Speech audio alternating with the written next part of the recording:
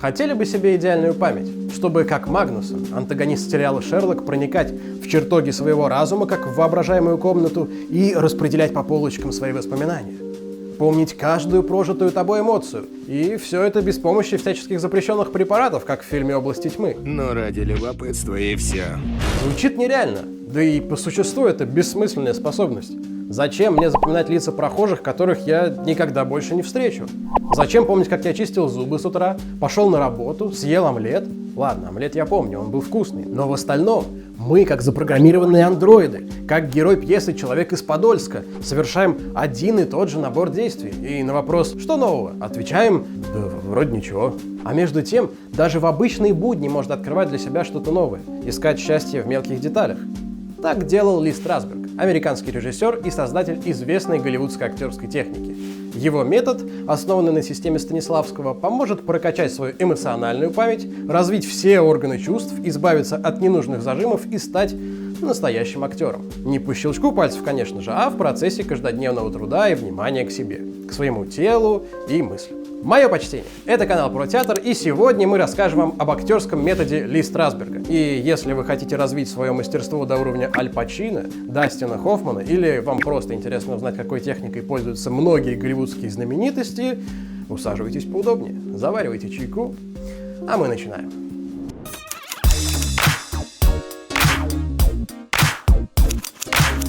Немного истории. 20-е годы 20 века. Нью-Йорк. К американским зрителям приезжает в гости Московский художественный театр под руководством легендарных типов Станиславского и Немировича Данченко. Молодой актер МХТ Ричард Болеславский поднимается на сцену бродвейского театра «Принцесс» и уверенно говорит американским актерам, режиссерам и продюсерам такую фразу: «Человек не может жить без искусства». Далее он роняет микрофон и трижды делает деп. С этого момента начинаются его лекции о системе Станиславского, и американцы впервые узнают о новой актерской религии, которая способна полностью изменить их культуру. Популяризировать систему своего мастера сделано. Основать лабораторный театр, где впервые в Америке всесторонне будут обучаться актерской профессии, тоже есть. Поснимать киношку для Голливуда, 10 из которых номинировались на Оскар, и это есть. И все это сделал Болеславский. Именно в его лабораторном театре познавал азы системы Станиславского главный герой нашего выпуска Ли Страсберг. Молодой юноша еврейского происхождения был таки неказистым малым. Рост низкий, телосложение щуплое. Ну, какой из тебя актер, малыш? Не поступишь ты ни в щепку, ни в щуку. А между тем, Ли был чрезвычайно целеустремленным парнем, который по итогу добился очень многого, и не только как актер, но и как педагог, создатель своего собственного метода. В 1931 году Страсберг становится одним из основателей театрального коллектива Group Theatre и ставит там спектакли, целиком полагаясь на систему величайшего Константина Сергеевича. Однако потом он из театра уходит, поссорившись с остальными его основателями. И все из-за системы. В этот момент Страсберг начинает создавать свою личную актерскую технику, которая не просто копипастит все, что есть у Станиславского, а наоборот, развивает его систему. Здесь надо бы еще сказать про ситуацию в американском кино и театре, которая сложилась в 30-х годах. В это время над всем властвовали продюсеры, которым нужен был коммерческий продукт с намалеванными актерами модельной внешности. Плевать, что он не умеет играть. Талантливые актеры в редких случаях имели для них какой-то вес. Театр Групп решил противостоять этой системе, но делал это безуспешно. Страсберг же пошел по другому пути. Он решил не бороться с продюсерами в открытую, а мягко внедриться в коммерческую систему и изменить ее изнутри. Получилось это сделать уже в 50-х, всего лишь каких-то 20 лет прошло, когда Америка нуждалась в искусстве, которое помогло бы пережить им тяжелое послевоенное время. Мощные фильмы и постановки с крутыми актерскими работами, где сразу видно, человек не торгует лицом, а заставляет зрителя сопереживать ему. И тут как раз ученики Ли Страсберга нашли своего зрителя. Метод Страсберга создавался в стенах школы актерского мастерства Actors Studio, а в 1969 году появился институт театра и кино Ли Страсберга, который и по сей день готовит будущих звезд Голливуда. Там учились Анджелина Джоли, Стив Бушеми, Скарлетт Йоханссон и еще огромное количество лиц, которые вы видите сейчас в кино.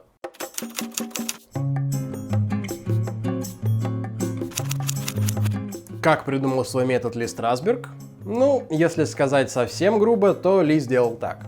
Взял из системы Станиславского кусок, где он говорит о роли аффективной памяти для актера, и сделал свой метод. На самом деле все было сложнее и интереснее, но все же нельзя отрицать, что ядром актерского метода Страсберга является аффективная память или эмоциональная. Так, а теперь давайте по порядку. В процессе перевоплощения в персонажа актер по методу Страсберга проходит 3 основных этапа. И начинает он с релаксации. Перед тем, как начать работать над ролью, актеру нужно избавиться от всех зажимов, и телесных, и психологических, и превратить себя в белый лист. Любое напряжение не даст актеру подлинно прочувствовать своего героя. Так что сначала нужно расслабиться, забыть о тревогах прошлого, хоть на мгновение. И для этого не надо бежать в спа или на флайтинг. Базовые упражнения по релаксации ты можешь делать просто сидя на обычном стуле. Сядь так, чтобы тебе было удобно, но не слишком. Релаксация в данном контексте — это не просто развлечься удобно на стуле после тяжелого рабочего дня. Далее по очереди напрягай и расслабляй различные части тела, начиная от головы и заканчивая ногами.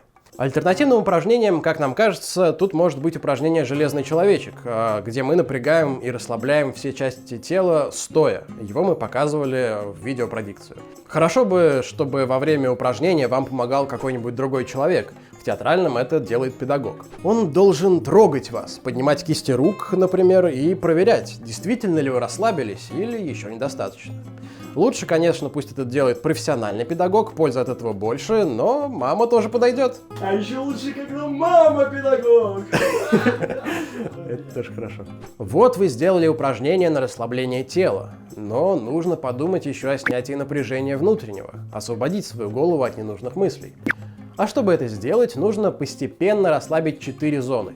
Расслабьте лоб, не становитесь известным мемом, пусть энергия вытекает из этой зоны. Да, забываем все тяготы этого дня, проблемы на работе, жуткий снегопад, из-за которого вам пришлось 3 часа вычищать машину. Забудьте все, что в последнее время вас беспокоит, эти проблемы ничтожны перед лицом Вселенной. Хорошо, теперь расслабляем область от переносицы до век. Скажем нет безумному морганию глаз, для этого нужно всего лишь полузакрыть глаза, словно вы отходите ко сну, как-то вот так вот, и расслабиться. Так, отлично. Теперь расслабляем мышцы по краям носа, которые идут вниз до рта и подбородка. Для этого позевайте или прикиньтесь пьяным, тоже помогает иногда, можно вот так вот немножко поговорить, и в целом можно расслабить таким образом вот эти вот мышцы, снять зажимы. А теперь расслабьте нижнюю часть, то есть подбородок.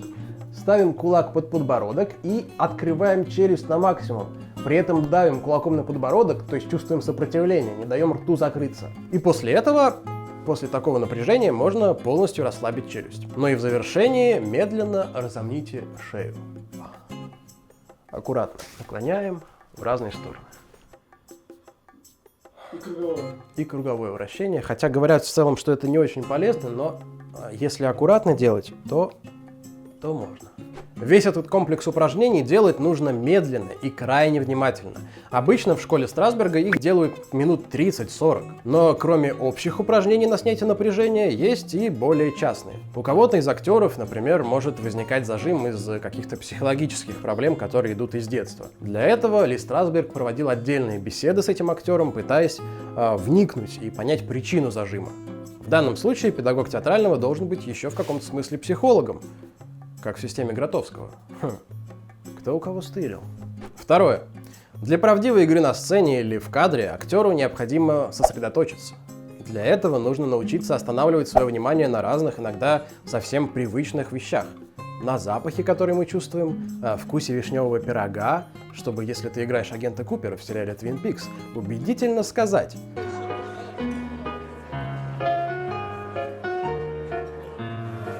Чертовски вкусный.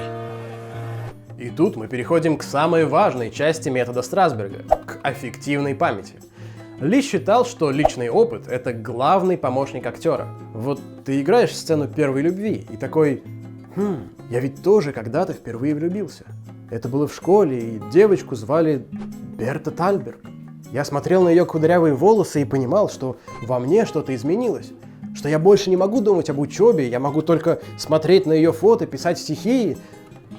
Ну и получать звездолет ее парня, конечно же. Ты вспоминаешь это чувство и начинаешь играть сценку, подставляя свой личный опыт. Можно ли пережить те же события и прочувствовать что-то снова?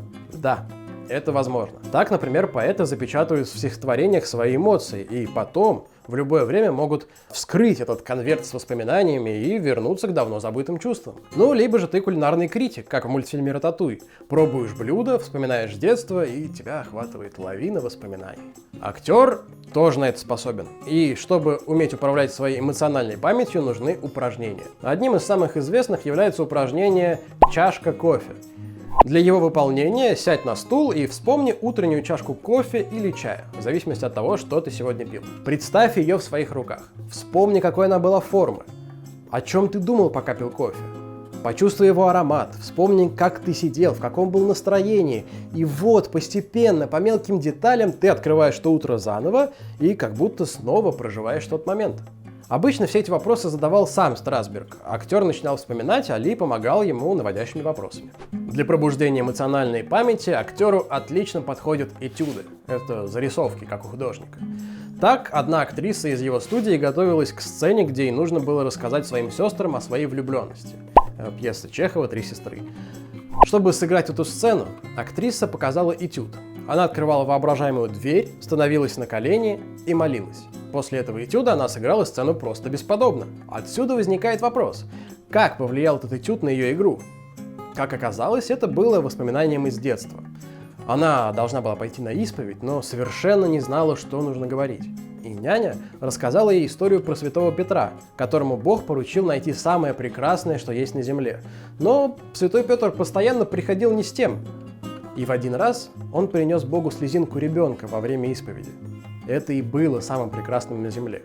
Это так растрогало будущую актрису, что она тоже захотела прийти на исповедь и расплакаться. Любопытно, да?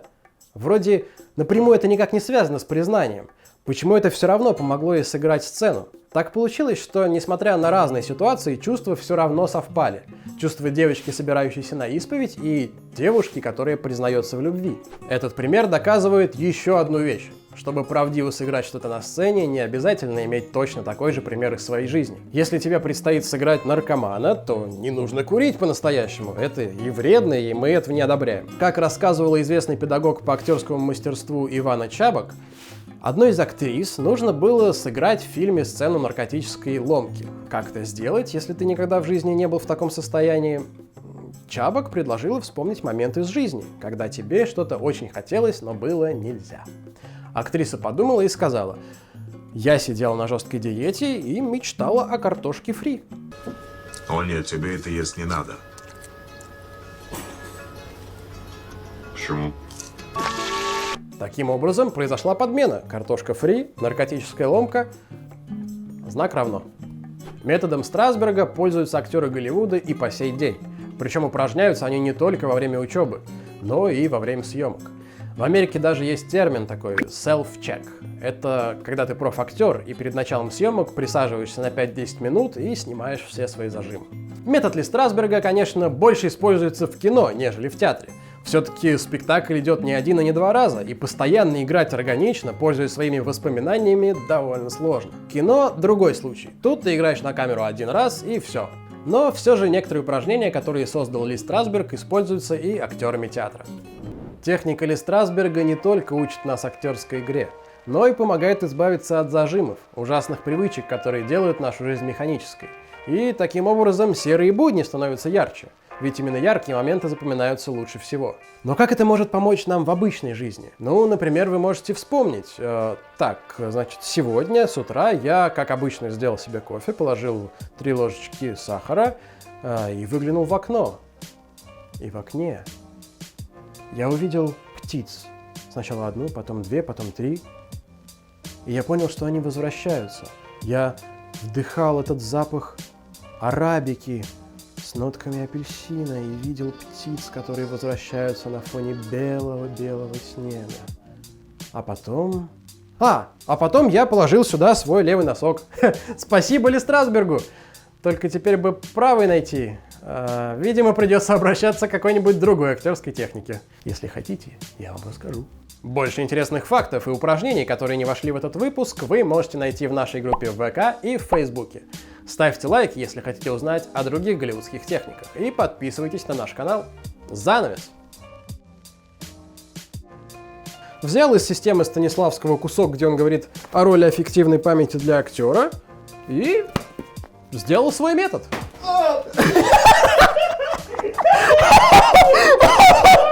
Все, вырубили Вано, вырубили. И самое главное, было не видно, как я ее выкидываю, как она летит. Как у Вилсакома он это делает, что это никто не страдает. Правый носок, левый носок. Носки — это боль.